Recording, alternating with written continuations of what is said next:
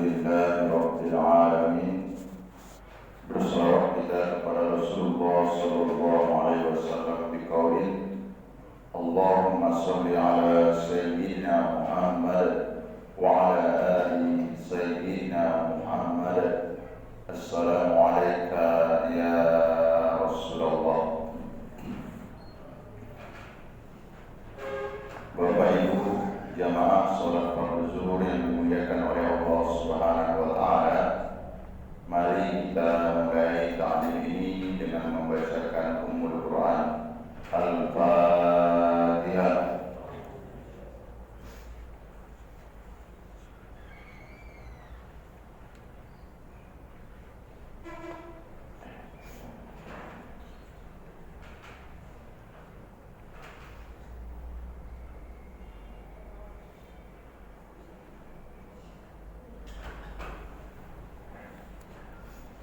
Pada kesempatan kali ini kita belajar dengan tema yang baru, yaitu Kitabul Faraid. Ada juga istilahnya dengan Fiqhul Mawaris atau ilmu mawaris, lebih dikenal dengan ilmu yang berhubungan dengan harta pusaka atau harta peninggalan apabila seseorang telah meninggal dunia. Dalam Islam ada aturan-aturannya, dan hampir di beberapa kajian tema ini memang sangat jarang disampaikan, disebabkan terkait dengan harta ini banyak sekali kendala-kendala di masyarakat yang terjadi. Namun kita niatkan saja ta'lim, mudah-mudahan apa nanti yang kita pelajari ini bermanfaat dan bisa juga menjadi acuan ketika terjadi misalnya seseorang meninggal dunia. Di dalam Al-Quran ada beberapa ayat yang menjelaskan mengenai harta ini, harta yang boleh dimakan dan harta yang tidak boleh dimakan, seperti itu. Di antara yang boleh itu yaitu harta pusaka. Ya, selanjutnya hal-hal yang mengenai larangan, mengenai harta yang tidak boleh, ini bisa kita lihat dalam Al-Quran surah Al-Baqarah ayat 188. Wala ta'kulu amwalakum bainakum bil batil. Dan janganlah sebahagian kamu memakan harta sebahagian yang lain di antara kamu dengan cara yang tidak baik. Selanjutnya yaitu Quran surah An-Nisa ayat 10. Bismillahirrahmanirrahim. Innal ladzina ya'kuluna amwalal yatama zulma innama ya'kuluna fi butunihim nara wa sayaslawna sa'ira. Sesungguhnya orang-orang yang memakan harta anak yatim secara zalim, sebenarnya mereka itu menelan api sepenuh perut mereka, dan mereka akan masuk ke dalam api yang menyala-nyala. Ayat ini menjelaskan larangan untuk memakan harta anak yatim. Di dalam Al-Quran tidak dijelaskan perbedaan antara yatim dan piatu. Untuk konteks Indonesia itu ada perbedaan. Kalau yatim meninggal bapaknya, kalau piatu meninggal ibunya. Al-Quran tidak. Yatim asal meninggal kedua orang tuanya, baik yang meninggal itu ayah atau emaknya, yatim. Begitu Al-Quran menjelaskan. Mengenai harta anak yatim ini pun dalam masyarakat kita memang banyak sekali terjadi dalam tanda petik tidak proporsional dalam mengelolanya. Karena anak yatim itu masih kecil dan belum tahu apa-apa, terkadang orang yang merawat anak yatim, dalam hal ini ibunya kah atau bapaknya kah, memakan harta itu. Siapa yang bisa mengontrol ini? Yang bisa mengontrol ini yaitu ahli waris dari anak yatim tersebut. Kalau misalnya ada pamannya, ada beberapa orang yang curhat ke kami ketika kami menyelesaikan harta warisan, yang mereka khawatirkan salah satunya harta itu nanti habis dipergunakan untuk orang tuanya. Kenapa? Karena anak yatim itu ketika dia belum balik dalam ilmu fikihnya, sebelum anak itu tasarruf, maksud tasarruf di sini cakap untuk mengelola harta itu, maka harta itu masih dikelola oleh yang mengasuhnya, seperti itu. Ini hati-hati betul ini. Makanya yang merawat anak yatim itu, baik itu emaknya atau yang meninggal itu ibunya, harus betul hati-hati. Kalau belum menikah, ini biasanya tidak terjadi gesekan-gesekan, tapi setelah menikah, apalagi almarhum ayahnya meninggalkan harta, ini yang sering menjadi polemik. Bisa-bisa terbengkalai anak itu. Kenapa? Karena ibunya menikah lagi dan ibu ini tidak punya pengetahuan agama, habis harta itu. Padahal, misal kalau dua orang meninggal suami, ya, si istri yang ahli waris istri sama anaknya. Secara hukum, berapa sih bagian si istri itu? Tak banyak. Dari harta itu tak banyak. 1/8. Kenapa 1/8? Karena ada anak. Sisa harta itu ada sama anak. Anggap itu 100 juta. Ya bagian si istri 25 juta cuma. 75 juta lagi itu milik anak. Seperti itu. Memang harus hati-hati betul. Selanjutnya di dalam Al-Quran surah An-Nisa ayat yang ke-7, Lirrijali nasibum mimma tarakal walidani wal aqrabun walin nisa'i nasibum mimma tarakal walidani wal aqrabun mimma qalla minhu aw kasura nasiban mafrudo. Ini dikenal dengan istilah ahli waris al-muqaddar, yang sudah ada ketetapannya. Bagian laki-laki itu seberapa, bagian perempuan itu seberapa. Baik, kita lanjut dengan beberapa hak yang bersangkutan dengan harta pusaka. Di sini yang paling sering terjadi paling sering terjadi kesalahan ahli waris. Meninggal ayahnya atau meninggal emaknya, itu menangisnya cuma sehari aja. Kenapa? Karena yang mereka pikirkan sertifikat tanah di mana, barang-barang berharga di mana. Bukan mereka urus jenazahnya. Kenapa? Karena jenazahnya nanti sudah ada yang mengurus, yang menguburnya pun sudah ada yang mengurus. Bisa nanti diurus, diselesaikan itu. Tidak bisa harta waris itu langsung dibagi sebelum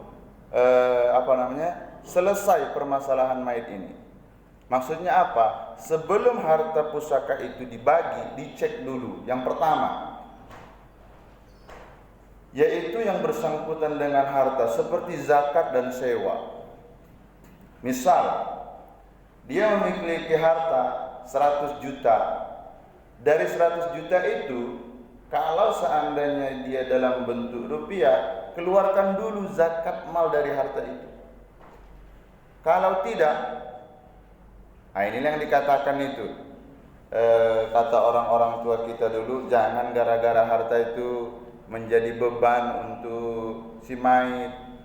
Kenapa tidak menjadi beban sama dia? Yang mencarinya dia, yang banting tulang untuk itu iya, yang keluar keringatnya iya. Sudah tinggal menikmati saja anak, tak mau dia mengeluarkan zakatnya sebelum dibagi. Tidak bisa. Jadi hutang terhadap Allah itu lebih utama didahulukan daripada hutang kepada manusia. Kalaupun nanti mayat itu mau dibawa ke masjid atau mau dikubur, biasanya ada pengumuman, Assalamualaikum warahmatullahi wabarakatuh.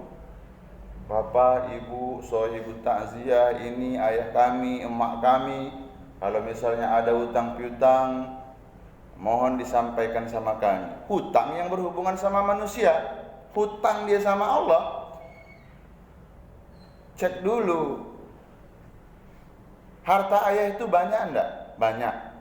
Sudah wajib enggak dia haji? Sudah. Badalkan. Ini hutang dia kepada Allah. Kalau tidak, inilah yang dinamakan bercampur harta itu. Dinikmati hari-hari warisnya. Ingat, segala sesuatu yang bersumber dari haram, maka pikiran ahli warisnya pun nanti haram, haram, haram, haram. Yang diperbuat pun nanti haram, haram, haram. Ada sangkut pautnya ke mayit? Ada. Kenapa? Karena harta itu bersumber dari orang tuanya. Yang kedua, biaya untuk mengurus mayit. Ini Bapak Ibu cek ini. Biasanya masjid menyediakan. Tak ada kewajiban masjid menyediakan itu. Kewajiban siapa? Kewajiban ahli warisnya untuk mengambil harta itu digunakan untuk pengurusan fardu kifayahnya, membeli kain kafannya. Pak Ustadz, kami sudah ada STM. Iya, betul itu, bagus itu, bagus. Tapi sebaiknya diambil dari hartanya. Hutang. Nah ini, yang hadir ini rata-rata kita punya hutang ini. Rata-rata kita yang hadir ini punya hutang. Rasul bilang, saya tidak mau menyolatkan jenazah sahabatnya yang belum lunas hutangnya. Nah, inilah kita lihat kawan-kawan yang yang bergelut dengan anti riba. Ini kita apresiasi mereka. Sebenarnya saudara-saudara kita ini ingin menyelamatkan kita terbebas dari hutang, agar kita meninggal dunia itu bisa disolatkan. Kalau seandainya seseorang itu punya hutang dan tidak ada yang menjamin hutang itu, maka Rasul tak mau menyolatkannya. Bisa kita bayangkan itu, mati kita, tiba-tiba Rasul tak mau menyolatkannya. Ini bahaya. Makanya saya sudah sampaikan juga itu sama istri sama anak saya. Utang saya ada di sini, utang ada saya di sini. Besok kalau mati saya, jual aset ini, jual aset ini. Gitu. Tidak apa-apalah. Apalagi bapak ibu yang minjam-minjam ke bank itu. Oh, senang kali itu ahli waris yang ditinggalkan. Minjam dapat 500 miliar, baru berjalan 4 bulan, pemutihan. Siap-siaplah. Terakhir, wasiat. Jadi wasiat ini jadi pegangan untuk kita. Kalau wasiat itu yang berhubungan dengan harta, hanya bisa dijalankan 1/3 dari harta itu. Andai misalnya ia memiliki harta itu 100 juta, 30 juta keluarkan. Dan 1/3 ini sudah tidak termasuk dalam harta warisan. Kadang misal berwasiat dia, kebetulan dia adik-beradik 3 orang. Emaknya ini sama ayahnya ini pemurah, peiba. Dilihat ada orang miskin, diambillah jadi anak angkat, diasuh. Nah, sini ngumpul. Tidak ada yang berani mau pada satu ngumpul. Cuma anak yang tertua. Besok kalau emak mati, kalau ayah mati, harta kita itu ada 100 juta nih. Kenapa rupanya, Mak? Itu adik kau itu kau kasih, tapi kan bukan anak emak. Iya. Kalau harta itu dibagi setelah meninggal mayit, itu namanya wasiat. Kalau tak dilaksanakan, ya sudah. Di dunia selamat ya, di akhirat tak selamat. Gara-gara ini ditanya nanti orang yang paham, ada berwasiat almarhum nih. 30 juta dibagi ke kami berenam lumayan, ini 5 juta. Jangan gara-gara ini. Itu wasiat. Jadi wasiat harta yang bisa kita miliki setelah seseorang yang berwasiat itu meninggal dunia. Tapi kalau hibah boleh. Nah, ini kasuistiknya begini. Kita adik-beradik 6 atau adik-beradik 3 lah misalnya. Si ayah ini harus hati-hati nih, dan anak yang ada dalam satu rumpun itu harus mengetahui ilmunya. Karena dia yang paling kecil, yang satu sudah sampai S3, yang dua sudah sampai S3, yang satu baru SD. Kalau seandainya nanti meninggal ayah emaknya, bisa-bisa terbengkalai ini adik ini, karena anak yang terakhir itu perempuan, dia wasiatkan, dihibahkan bahasa. Dihibahkan. Punya misalnya 100 hektar kebun sawit. Yang 20 hektar dipanggil sini. Apa? Itu adik kau tuh masih kecil. Kamu sudah ya sekolahkan sampai S3. Kamu juga sudah ya sekolahkan sampai S3. Ini mulai detik ini tanah kita yang 20 hektar itu kuhibahkan kepada adik. Kalau dihibahkan, pemberian manusia kepada sesama manusia itu waktu hidup. Terus meninggal ayah emaknya, itu menjadi bagian dia dan tidak termasuk ahli waris. Tapi yang sering ini, karena rakus tamak sama harta ini, adik pun belum dewasa, udahlah, bagi aja lah. Inilah, jadi saya ada juga permasalahan ini di keluarga. Kakak saya itu dihibahkan ayah emak saya itu sebidang tanah plus rumahnya. Langsung saya panggil abang-abang saya sama adik saya. Besok kalau meninggal ayah emak itu tak jadi ahli harta waris kita. Kenapa begitu? Itu sudah dihibahkan ayah sama emak. Kalau hibah itu pemberian semasa hidup, masih hidup ayah emak, masih hidup satu di antara kita yang diberikan emak.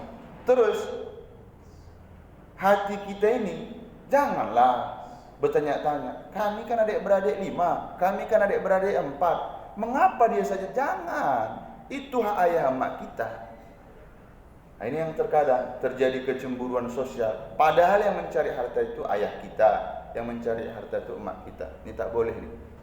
Jadi untuk sementara ini saja, insya Allah besok akan kita lanjutkan. Ini terkait dengan harta ini. Jangan gara-gara harta ini panjang besok urusan kita di mahkamah Qadi Rabbul Jalil Allah Subhanahu wa taala. Kita tutup majlis yang mulia ini dengan ucapan hamdalah. Alhamdulillahirabbil alamin. Subhanakallahumma wa bihamdika asyhadu an la ilaha illa anta astaghfiruka wa atubu ilaik. Assalamualaikum warahmatullahi wabarakatuh. Waalaikumsalam.